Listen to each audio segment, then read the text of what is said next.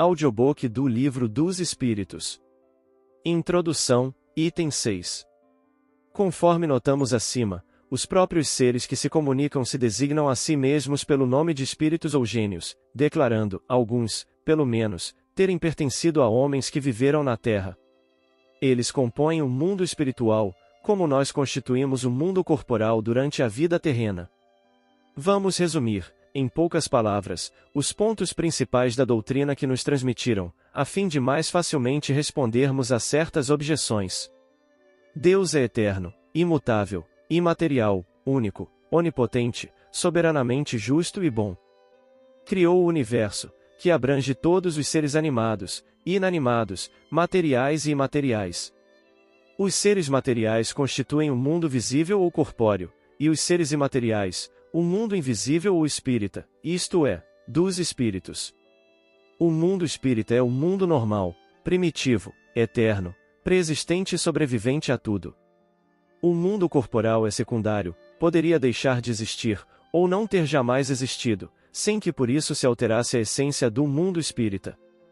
Os espíritos revestem temporariamente um invólucro material perecível, cuja destruição pela morte lhes restitui a liberdade. Entre as diferentes espécies de seres corpóreos, Deus escolheu a espécie humana para a encarnação dos espíritos que chegaram a certo grau de desenvolvimento, dando-lhe superioridade moral e intelectual sobre as outras. A alma é um espírito encarnado, sendo o corpo apenas o seu envoltório. Há no homem três coisas: primeiro, o corpo ou ser material análogo aos animais e animado pelo mesmo princípio vital; segundo, a alma ou ser imaterial, espírito encarnado no corpo; terceiro, o laço que prende a alma ao corpo, princípio intermediário entre a matéria e o espírito. Tem assim o homem duas naturezas: pelo corpo, participa da natureza dos animais, cujos instintos lhe são comuns; pela alma, participa da natureza dos espíritos. O laço ou perispírito, que prende ao corpo o espírito, é uma espécie de envoltório semimaterial. A morte é a destruição do invólucro mais grosseiro. O espírito conserva o segundo, que lhe constitui um corpo etéreo, invisível para nós no estado normal, porém que pode tornar-se acidentalmente visível e mesmo tangível, como sucede no fenômeno das aparições. O espírito não é, pois, um ser abstrato, indefinido, só possível de conceber-se pelo pensamento. É um ser real, circunscrito, que, em certos casos, se torna apreciável pela vista, pelo ouvido e pelo tato.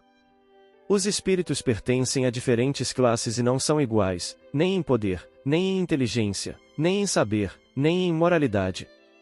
Os da primeira ordem são os espíritos superiores, que se distinguem dos outros pela sua perfeição, seus conhecimentos, sua proximidade de Deus, pela pureza de seus sentimentos e por seu amor do bem; são os anjos ou puros espíritos.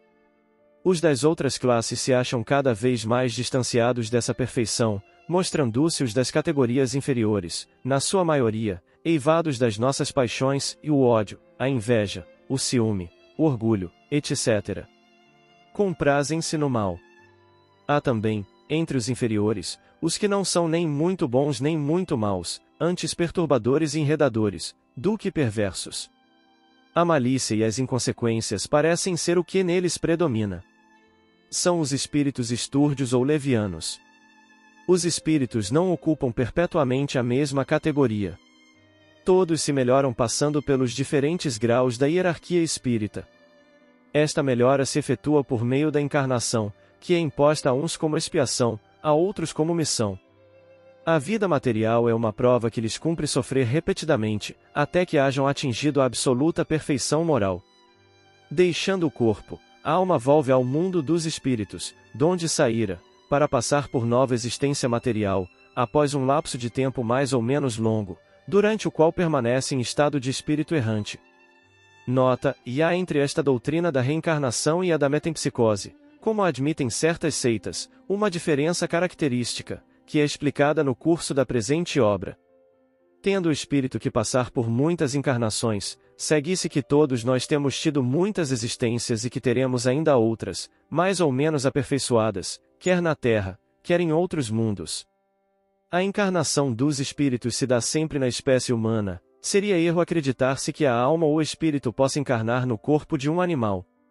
As diferentes existências corpóreas do espírito são sempre progressivas e nunca regressivas, mas a rapidez do seu progresso depende dos esforços que faça para chegar à perfeição. As qualidades da alma são as do espírito que está encarnado em nós, assim, o homem de bem é a encarnação de um bom espírito, o homem perverso a de um espírito impuro. A alma possuía sua individualidade antes de encarnar, conserva-a depois de se haver separado do corpo. Na sua volta ao mundo dos espíritos, encontra ela todos aqueles que conhecera na terra, e todas as suas existências anteriores se lhe desenham na memória, com a lembrança de todo o bem e de todo o mal que fez. O espírito encarnado se acha sob a influência da matéria. O homem que vence esta influência, pela elevação e depuração de sua alma, se aproxima dos bons espíritos, em cuja companhia um dia estará. Aquele que se deixa dominar pelas más paixões, e põe todas as suas alegrias na satisfação dos apetites grosseiros, se aproxima dos espíritos impuros, dando preponderância à sua natureza animal. Os espíritos encarnados habitam os diferentes globos do universo. Os não encarnados ou errantes não ocupam uma região determinada e circunscrita, estão por toda parte no espaço e ao nosso lado, vendo-nos e acotovelando-nos de contínuo. É toda uma população invisível, a mover-se em torno de nós. Os espíritos exercem incessante ação sobre o mundo moral e mesmo sobre o mundo físico. Atuam sobre a matéria e sobre o pensamento e constituem uma das potências da natureza, causa eficiente de uma multidão de fenômenos até então inexplicados ou mal explicados e que não encontram explicação racional senão no espiritismo.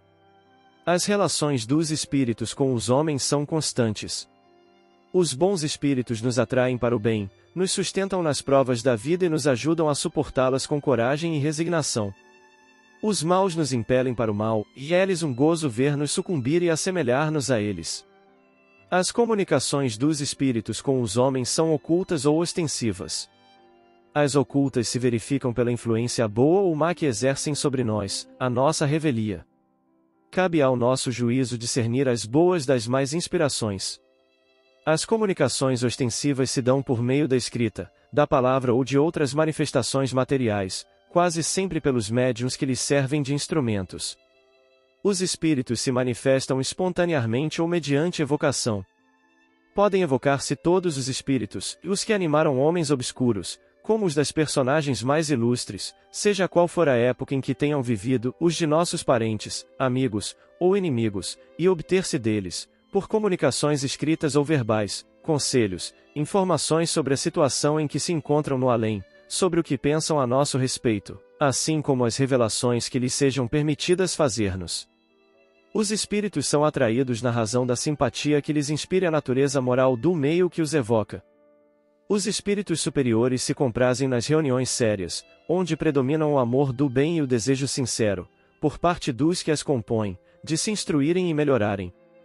A presença deles afasta os espíritos inferiores que, inversamente, encontram livre acesso e podem obrar com toda a liberdade entre pessoas frívolas ou impelidas unicamente pela curiosidade e onde quer que existam maus instintos. Longe de se obterem bons conselhos, ou informações úteis, deles só se devem esperar futilidades, mentiras, gracejos de mau gosto, ou mistificações, pois que muitas vezes tomam nomes venerados, a fim de melhor induzirem ao erro. Distinguir os bons dos maus espíritos é extremamente fácil. Os espíritos superiores usam constantemente de linguagem digna, nobre, repassada da mais alta moralidade, escoimada de qualquer paixão inferior. A mais pura sabedoria lhes transparece dos conselhos, que objetivam sempre o nosso melhoramento e o bem da humanidade. A dos espíritos inferiores, ao contrário, é inconsequente, a miúde trivial e até grosseira. Se, por vezes, dizem alguma coisa boa e verdadeira, muito mais vezes dizem falsidades e absurdos, por malícia ou ignorância. Zombam da credulidade dos homens e se divertem à custa dos que os interrogam, lisonjeando-lhes a vaidade, alimentando-lhes os desejos com falazes esperanças. Em resumo, as comunicações sérias, na mais ampla acepção do termo, só são dadas nos centros sérios, onde reine íntima comunhão de pensamentos, tendo em vista o bem. A moral dos espíritos superiores se resume, como a do Cristo, nesta máxima evangélica: fazer aos outros o que quereríamos que os outros nos fizessem, isto é, fazer o bem e não o mal. Neste princípio encontra o homem uma regra universal de proceder, mesmo para as suas menores ações. Ensinam-nos que o egoísmo, o orgulho, a sensualidade são paixões que nos aproximam da natureza animal, prendendo-nos à matéria, que o homem que, já neste mundo, se desliga da matéria, desprezando as futilidades mundanas e amando o próximo, se avizinha da natureza espiritual, que cada um deve tornar-se útil, de acordo com as faculdades e os meios que Deus lhe pôs nas mãos para experimentá-lo, que o forte e o poderoso devem amparo e proteção ao fraco, porquanto transgride a lei de Deus aquele que abusa da força e do poder para oprimir o seu semelhante.